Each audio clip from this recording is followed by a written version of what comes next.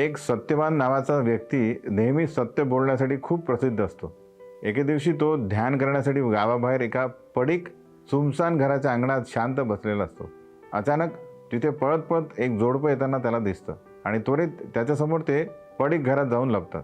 काही वेळानंतर काही गुंड लाठ्या, बंदुकी इत्यादी अस्त्र घेऊन "पकडा, मारा त्यांना" असे म्हणत तिथून जात असतात. त्यातील एक जण सहज त्याला विचारतो की "तू एका जोडप्याला इथून जाताना बघितलं का?"